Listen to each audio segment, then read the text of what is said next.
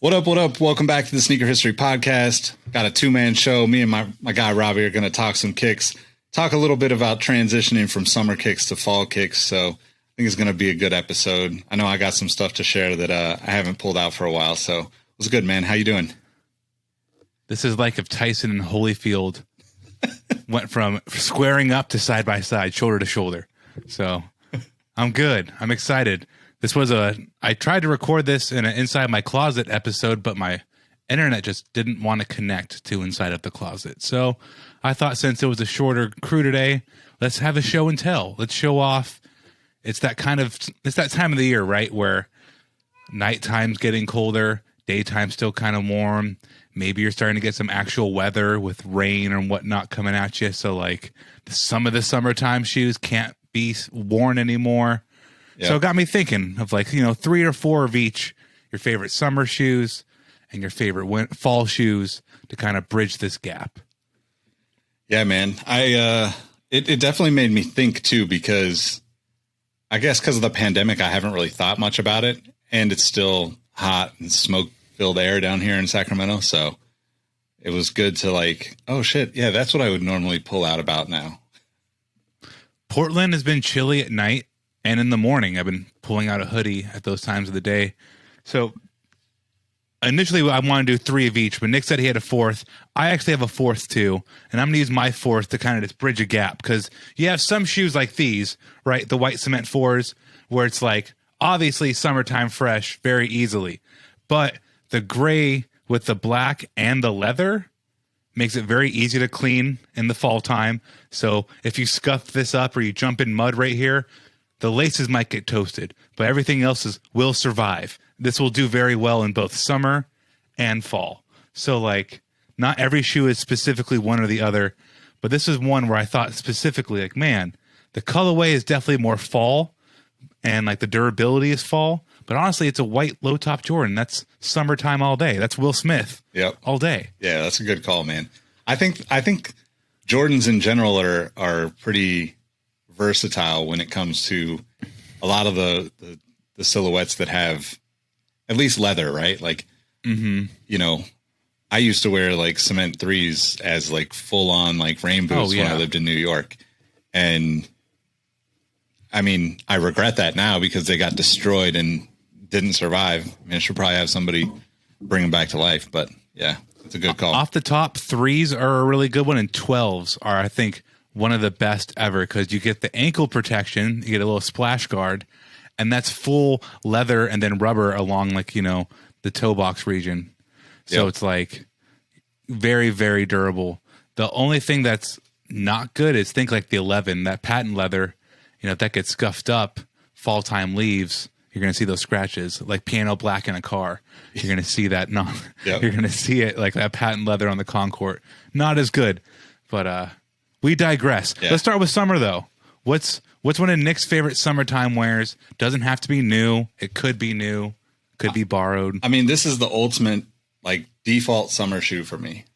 This is the white and silver, or white, triple white, whatever. Depends on who you ask and what year they came out. But Question Lows, all leather, all white. I pretty much have this pair. I still have a couple other dead stock pairs. Every time this particular colorway comes out in some variation, because sometimes it's maybe the outsole's gum or something, but that's my go-to for summer. This is the first year that I haven't actually posted it on social media and been hey, it's summertime, because I try to, but everything has been out of whack with the pandemic. So what's funny about that Question Low is that so many other iconic shoes, think the Jordan 1, Air Force 1 doesn't count, but think Air Max 90, Air Max 1, stuff like that. They try to do an all white shoe and it looks good, but I think the Question specifically just looks like it should have been white. It could have been white from the jump. It could have had red toe from the jump. That shoe just lends itself to color or lack of color so well. It doesn't feel forced. You can release that every time alongside an Air Force 1 in white and it would go hand in hand. Yeah, I agree, man. How about you? What's one of your go-tos? Man, so I brought up the white and white Air Force 1 because one of my go-tos, a couple friends of ours will swear by this shoe. the John Elliott Air Force One in white and white from 2018. I got lucky and got these in the pandemic, literally the last size he had on his website for 150. Like there wasn't any other size other than a 12. It was meant to be. But double tongue, double stitch here. Before doubling, things were cool. Yep. It's really kind of this sun right here is crazy right now, but there's no branding on the heel. There's no Air Force One branding. Just super clean. I love wearing it. And it's got a crazy cushioning, right? Crazy cushioning. It's so soft in there.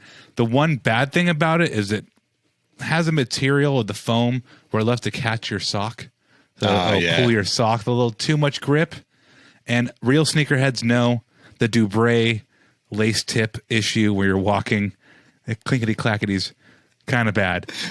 Really bad. These laces are long, so it clinks super bad.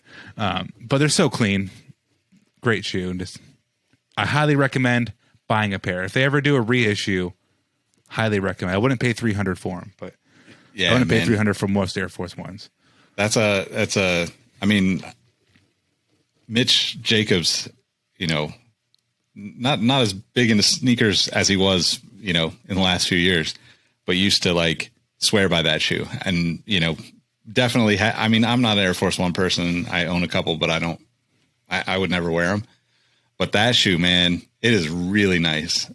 It actually had me like looking for him in my size online once he picked up a couple of them. I was like, oh. What's funny is him and Jock both inspired me. But what's even funnier is like I am the complete opposite of like a 07 Air Force One kind of guy. Like I will not wear a black on black or a white on white Air Force One. At this point in the sneaker collecting, there's no point in buying a white and white Air Force One unless it has something special. Has to have a color, has to have a story, has to have something. So that's the closest to Robbie's ever going to get to a white on white like 07 Air Force One. Yep. I just pulled these out again, but like I know you agree with me. The Ultra Boost is like the perfect summer low top, easy to slip on and off. Crazy prime knit. Yeah, crazy soft cushioning. I mean, there's been a handful of people who have said it's not comfortable throughout the years, but I think the general consensus is it's about 90% of the people that wear that shoe are like, yeah, this is good stuff. So that's always one of my summer shoes. Yeah, it might even be like 99. You're smoking crack if you're like, nah, this shoe isn't comfortable. I can get you not liking how plush it is because when you run, I've ran in it a couple times. When you run in like an On or a Brooks shoe, there's just so much more stability there. That all that particular OG is it's too mushy. Yep. But for walking, everyday wear, unparalleled. The mush is welcomed. The one bad thing is in the summertime, that Continental rubber burns the hell out. Like those do not last. And you're walking on Boost. Like, yeah, I get you want it to feel like you're walking on Boost, but that rubber will burn in high degree climates and you will literally be walking on Boost. Yep, definitely. Weird thing. They go quickly. So one of my favorites, I've brought this up I'll bring the shoe up whenever I can, whenever it's relevant to bring up this shoe. I think about it. Past couple of days, I've been thinking about it more. Probably top 10 Jordans ever conceived in Robbie's book. Damn Cherry 12, man. I said it 12 and it's an 11. That's how excited I was. I got the name wrong, but it's the Cherry 11 Low.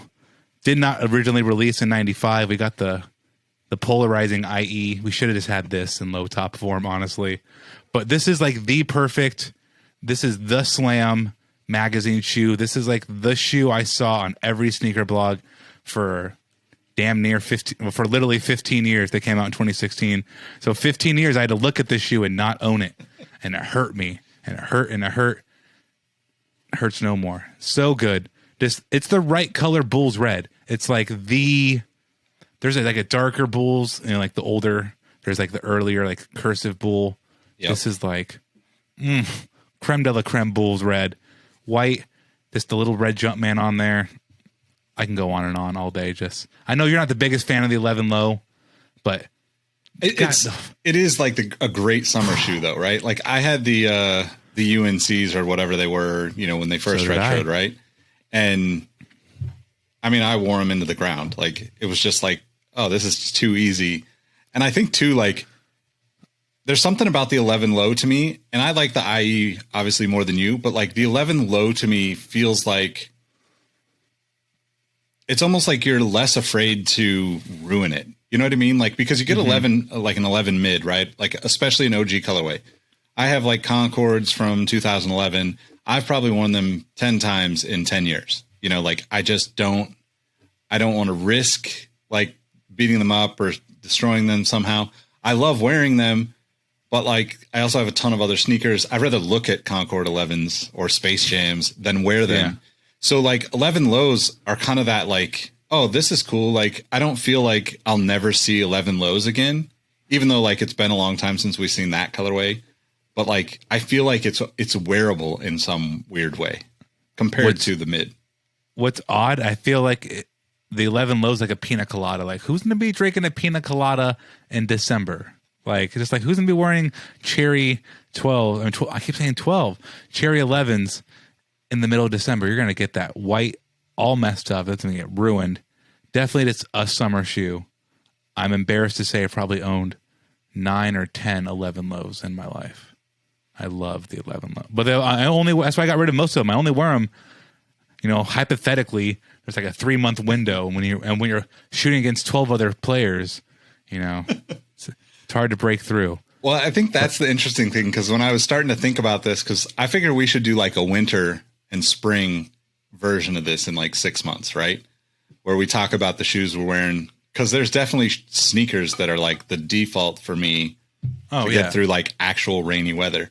But being in California, we just don't deal with it as much, and it's never as like consistent or as extreme as other places. So the summer's really long here. So like my closet would look like the opposite of someone living in, you know, a normal person living in Detroit.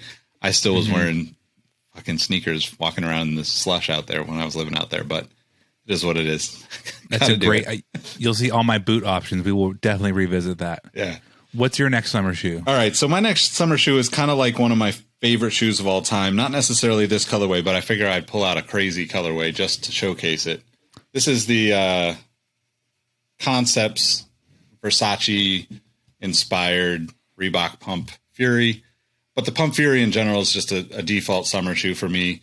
This colorway is almost too crazy to wear, but random. If I'll throw a picture up, but I was talking to one of the guys who used to work at Concepts, Tom, about that shoe before they made that shoe, and that this particular colorway is actually inspired by a photo of Tupac and E40, and Tupac's wearing a silk Versace shirt that looks like just like this, which didn't really make it into the full story for the brands or whatever that made it out there. But I can't remember when this one came out, but it's just such a wild shoe. I mean, like, look at this carbon fiber.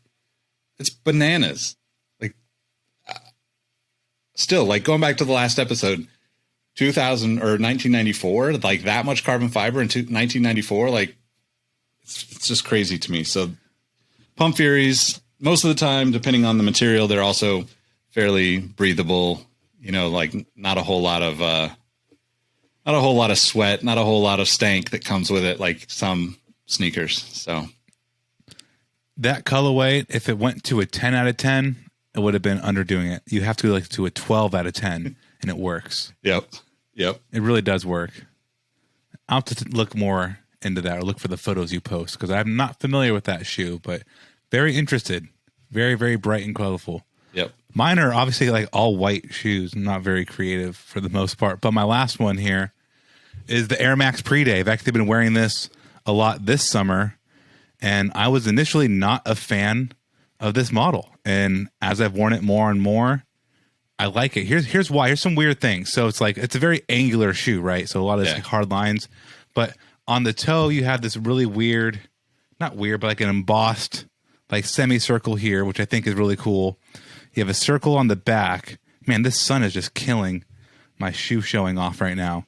But there's a circle here in the back. There's also a whole bunch of little perforations through the tongue, adding more circles. Oh, I didn't know that.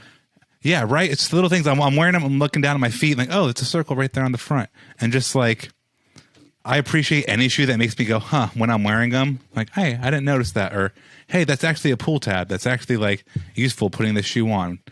I thought it was just kind of a cool thing. And life's little things, right? I just realized there's a little swoosh on the back and the rubber. You can't see it right now, but it's kind of like hidden underneath the lip. I'm like, huh, that's also cool. So little things that make you say, huh, but very comfortable. These will for sure be returning next summer.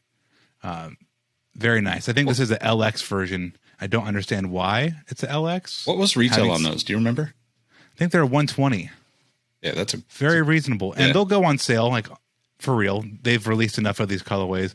Some pop off more than others. You'll be able to find one. But they seem like the old school, like the old Nike cursive logo. It's very clean. Nothing crazy. So many people. I'm going to go back to Jacques just one more time because I was fanboying watching one of his videos yesterday. And he was talking about how one of the sneaker blogs was saying that their back to school guide included things like Yeezy foams and like $700 Syracuse Dunk Lows. And it's like really crazy dumb shit where it's just like, what 14-year-old has that kind of stuff? And no 14-year-old needs to be told that they need a $700 shoe to be cool or like to be accepted. So like 100 and like 120 bucks. Some of my other ones here aren't that cheap anymore. But like you can find dope stuff. Just try something different. Like be the kid who had like the cool Air Max bubble and be a little different. Like you don't have to go buy crazy expensive shoes. Yeah, man. 100% agree. It's crazy. Who's going to tell some kid to go spend? Yeah, I was like, there should be rules. If there's going to be a back to school guide, I get that StockX exists, and they even reference StockX on MSNBC all the time when talking about anything resale platforms. Like I get it; it exists. It's that well penetrated into the consumer space. But if you're going to make a list for minors, that shit should have to be like foot sites, like direct retail sites, stuff that kids can actually get for like less than $250. Totally agree, man. Totally agree. All right, you want to start us off with fall? Yeah. Should we go hype, classic, or weird? I'm going to start with weird. So I'll start weird too. We'll both go weird. This isn't even that weird. It has a Supreme collab, but 1997's Air Huarache, one of the weirdest shoes I was thinking Nike's catalog. This pair specifically, and I think most of them in existence, has this carpet felt-like midsole. And I remember specifically dogging on the neon Air Jordan 4s for having like material on the side. That's the dumbest thing ever. I love it on these. I also paid like $40 for these, so it's a much different situation than the pair of Jordans. But really weird, funky colorway. I think from 2017 or something like that. It's like purple, gray, carpet. But these, to your point earlier, if I'm wearing a sneaker in the fall, this is the kind of sneaker I'm wearing. This can take a beating. Really weird, kind of like eggshell cream laces. It's a weird ass shoe. Whoever colored these, it works. I like you. Yeah, it's great. No, it's totally weird, but it's totally awesome. Like it all comes together, right? Like that's what I love about it. It works so well, and like the cool like trail ACG. I don't think this was a part of ACG though. I think this was just like Nike Trail stuff.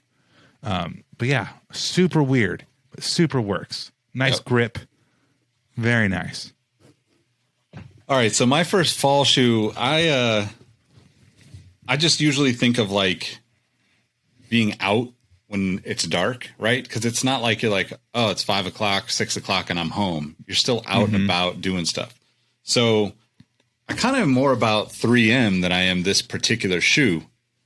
But this is actually a Puma R698, just all 3M version. But I usually pull out random 3M stuff. You know, there's been so many shoes that have like crazy amounts of 3M throughout the years. And I just love that shit. I don't know what it is about it. Like 3M, glow in the dark. Like there's a sucker born every minute. And I was born for those things, basically. So like the ugliest shoe could just become like a must have for me.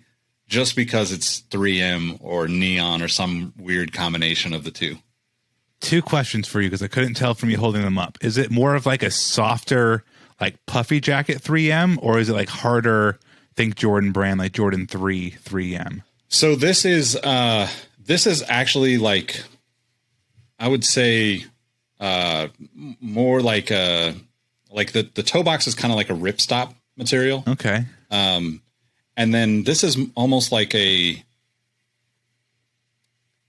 almost like it's not vinyl, but it's almost like a plasticky, like, it's not exactly water repellent, but it feels like it could be water repellent. Mm-hmm. But the whole thing is 3M, like, I don't know if I can show that, but I'll try to take a picture and showcase it. But like the R698 is just like a cheap runner from Puma from the 90s that I just love. It's stupid comfortable. It's kind of like comparatively, it's like an Air Max 1 or something, but you can get them for $30 or $40. And then occasionally they have cool collabs. I'm pretty sure, I don't know, like the same stuff from Puma, like the everything prior to their disc system, like the has become collaborative shoes. So like ICNY, which is no longer around, but like the Mike Sherman that started Chinatown Market had a company called ICNY, which was like based on riding bicycles. Me and my brother and his kids and stuff are pretty big into cycling, so it made sense for me to have like those. I couldn't find those, but I have them somewhere. Also another all reflective shoe, but like that kind of, I just think that like, I think of that with fall and, whatever shoe it is, it doesn't really matter. Like if I got a 3M Air Max 1 or Air Max 90, that'd be dope too. But this was the one that came to mind when you mentioned the topic for today. So the second question is more not serious, but have you ever seen that video where it's this couple running in the snow and they're being interviewed by the news, and she's like, yeah, it's like the snow's a great time. It's like it's softer on your knees. She goes like 15 steps and just eats crap. Yeah. The local news clip.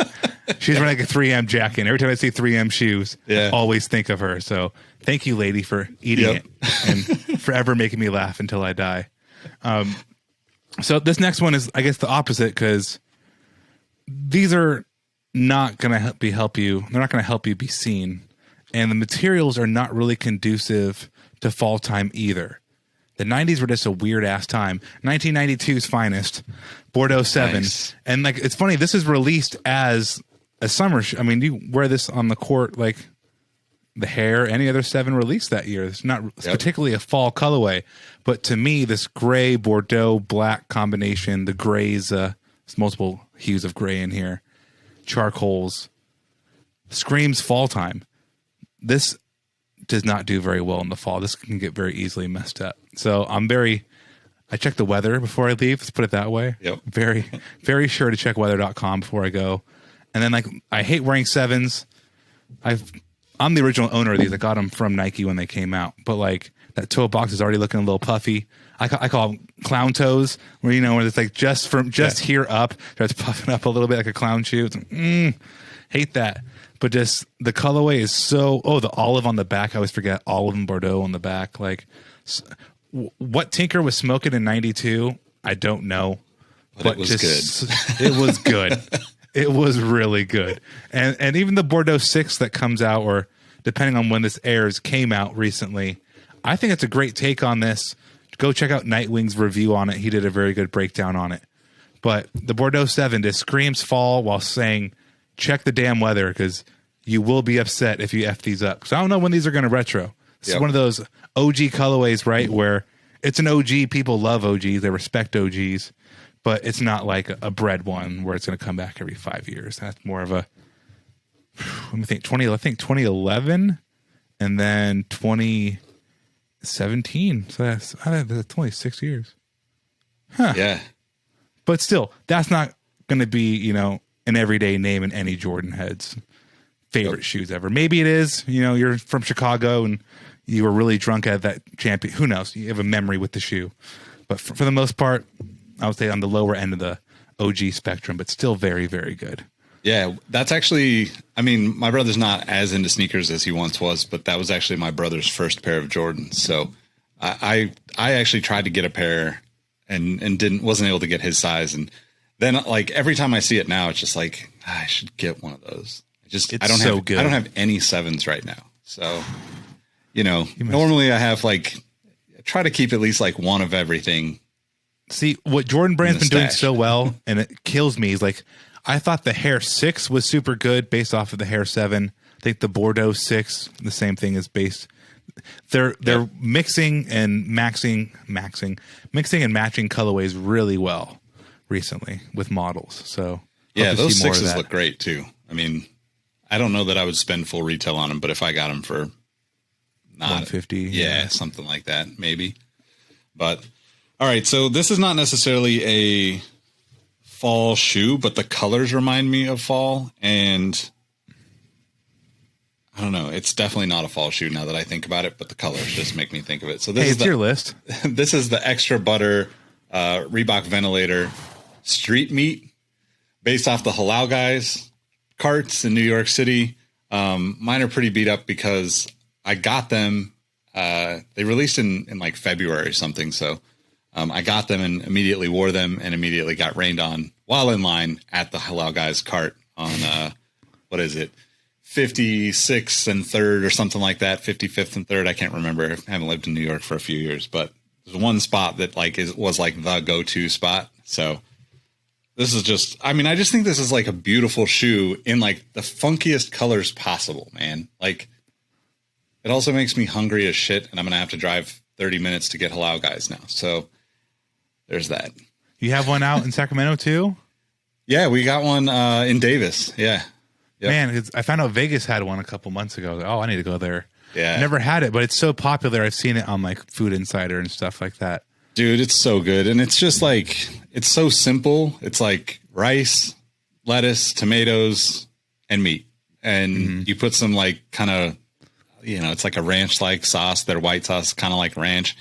And their hot sauce is spicy as hell. But, that's a part of the experience, so imagine like living in New York City. Like this is like what I think of every time I see this shoe. I lived in New York City for, a year and a half, 2 years, lived in Brooklyn.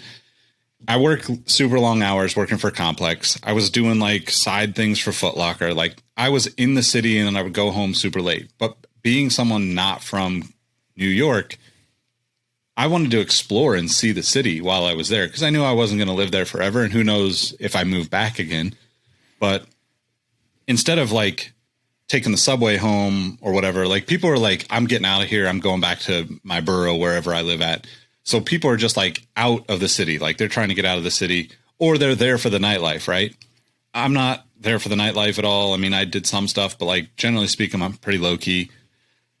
So I would say probably 2 or 3 nights a week, I would take the subway up to like 53rd or whatever it is and get Hallows guys, sit there and eat at like 8, 9 o'clock, 10 o'clock at night, and then walk all the way to downtown. And sometimes I'd even walk all the way back to Brooklyn just because I wanted to see the shit, like, I don't know. It's like, it's skyscrapers and everything, right? Like that old Dog Pound album, like, oh shit.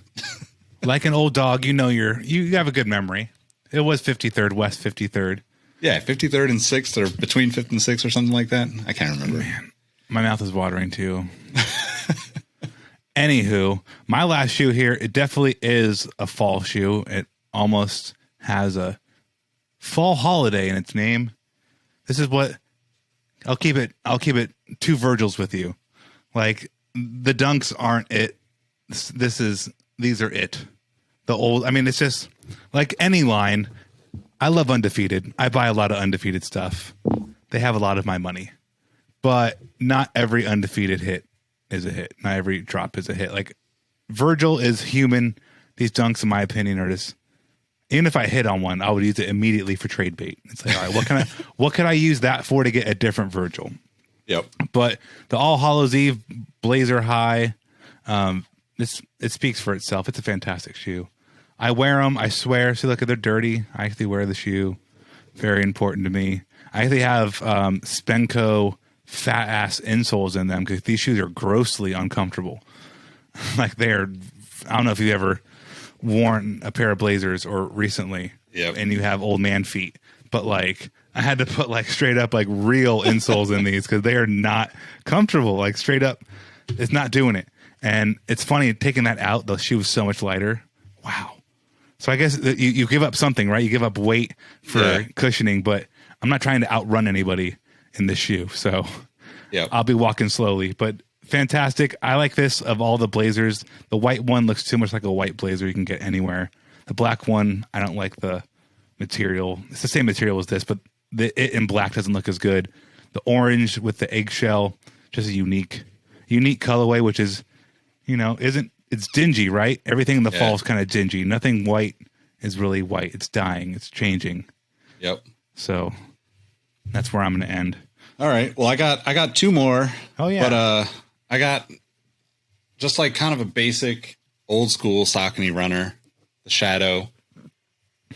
This is just a colorway that's like, I don't remember when this is from. Probably Nick doing it for the people. This is a 2013 release. But this is the kind of stuff that I think should be on a back to school list, right? Like, this is a shoe that, like, granted, like, I have a bunch of Sauconys and I love their runners.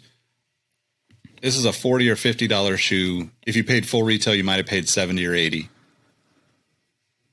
It's disposable almost, right? Like, you don't have to worry about it, which is what I love about it. The colorway obviously is a good kind of solid, like, fall colorway, a little army inspired or military inspired, green and orange.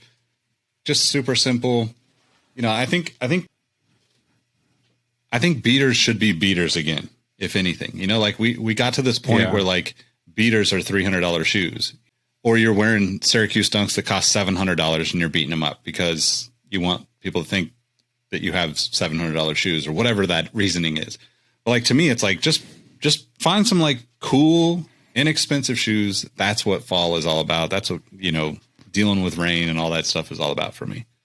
Nick, the sneakerhead of the people, bringing out Sauconys, Reebok Ventilators, Instapump Furies. Is for the people. But to your point, though, of there really not being beaters anymore, it's frustrating because people don't try. Like, so the PreDay, you buy it in the summer as your clean summertime shoe. You wore it 3 months. You got some stains on it. You went to a barbecue. You messed them up. Now they should transition into your fall time, a beater, like mess them up. Yep. But people nowadays like spray everything they buy with Crit Protect, or whatever shoe sealant you want to spray it with. And they're only spraying that stuff on like whatever, a rare shoe to you or somebody might be like a really rare, like, a Honda R series, like racing series Honda car, but like a billionaire, like shit, a GT Phantom is like their level. So like everybody thinks they need to get their own GT Phantom. Like you don't need to go like always go for the aspirational shoe. That they're aspirational. You're not supposed to always get them, but like Air Max 95s, Ventilators, Instapump Furies, Questions, Sauconys, you go at the right time. They're on sale and they should just be, like you don't have to think about them. That's what's really important. Like those PreDays, I don't have to think about when I wear them. And I'm going to go wear them. I'm going to go enjoy a pair of shoes. The blazer I worry about, I wear them, but I'm more cautious because I also know it's $1,000 shoe versus $100 shoe. But like, bring beaters back. Beat your shoes up. Let's wear them. Whatever shoe it is, wear them. Yep, I'm with it. So I think the other thing for me is like, I don't ever wear Jordan 1s in the summertime, right? So like, in the summertime, it's hot from like 90, 100 degrees all the time. I don't want to do any extra work. So I never wear Jordan 1s. I don't wear any of my old school like Reebok pumps. I don't wear anything like, Ewing highs or anything because it's just like not like summertime. I want slip-ons. Like I really want just like as ease of access as I can get. But once fall comes around, this is one of the shoes that I kind of always pull out. That is not necessarily a Jordan 1, but like you can kind of see like 90s vibe. This is a Pony M100. The colorway is from Oct Amsterdam. I think it's 2012 release or something like that. But this is one of those shoes that I think, Gregatron would love in the Discord. It's just super fat, super padded, over the top. So Pony I think just went under, or they might have got bought by a family member again, so they might make a comeback.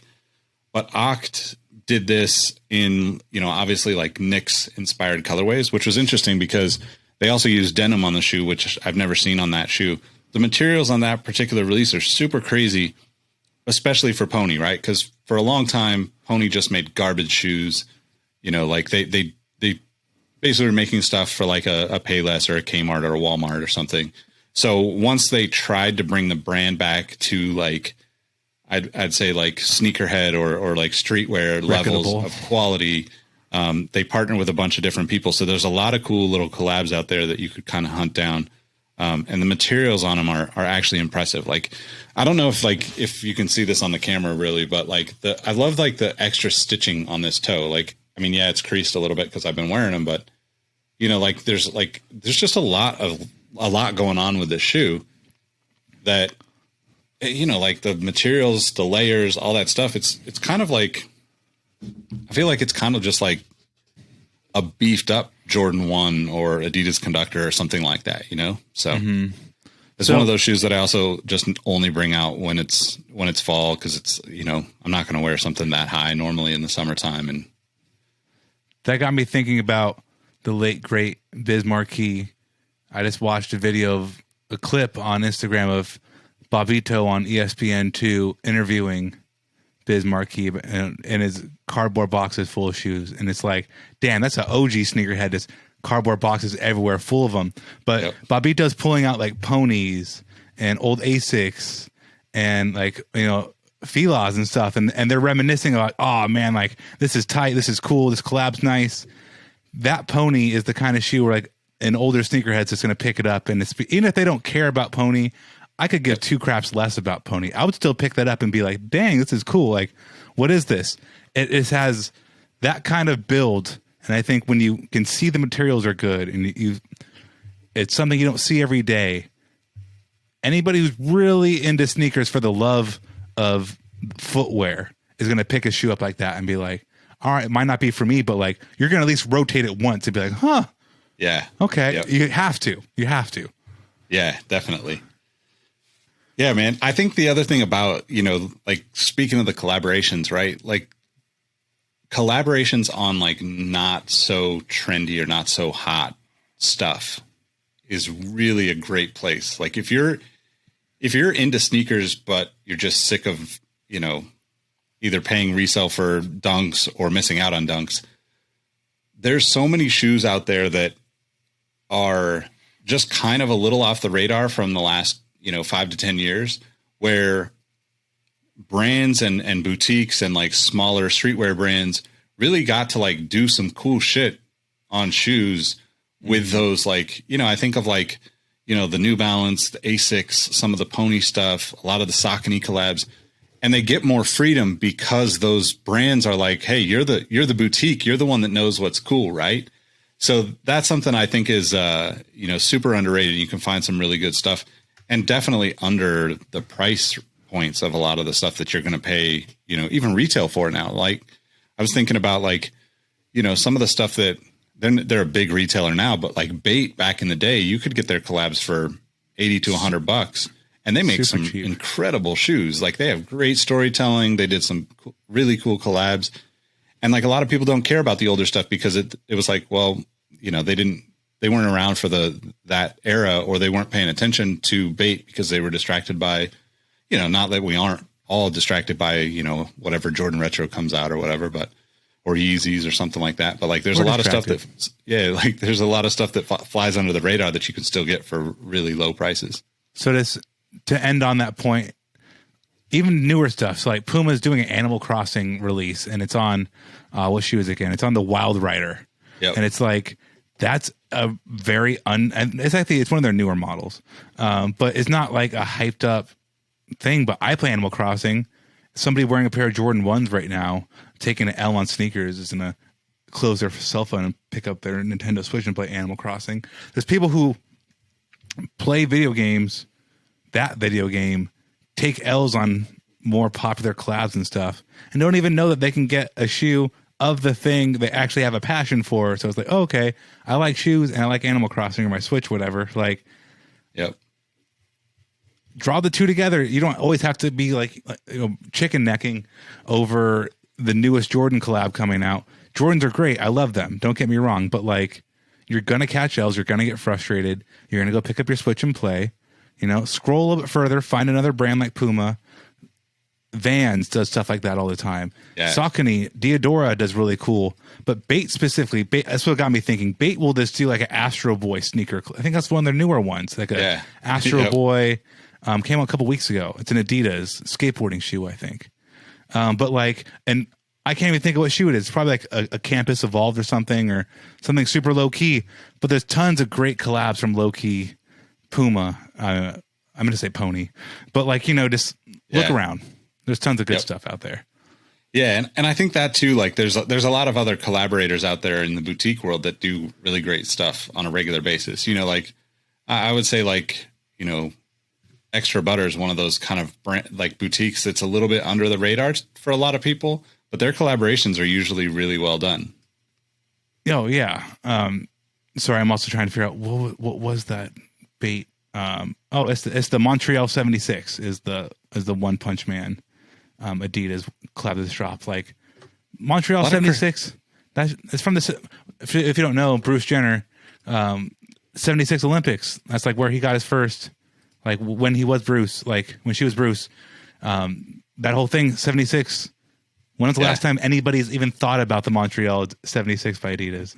No, not one sneaker podcast has said that shoe's name since the 1970. No, there wasn't a podcast in 76, but you know. There's good under the radar stuff, and that has deeper history than you could even know. I only know about all this Montreal stuff, so I was watching documentaries about sports this past week. So very interesting things out there. Go expand your mind. Go look for shoes and documentaries. Definitely.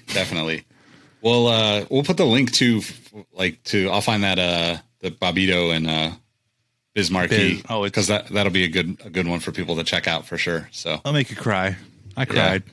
I'm not even the biggest Biz fan, but just like seeing like the genuine back and forth. Like they would say they've known each other for a while, and it's like I imagine one day getting to interview somebody really famous who I also know, and it's like, oh, let's go through our shoe memory lane together, and that's really touching. Yeah, definitely, man.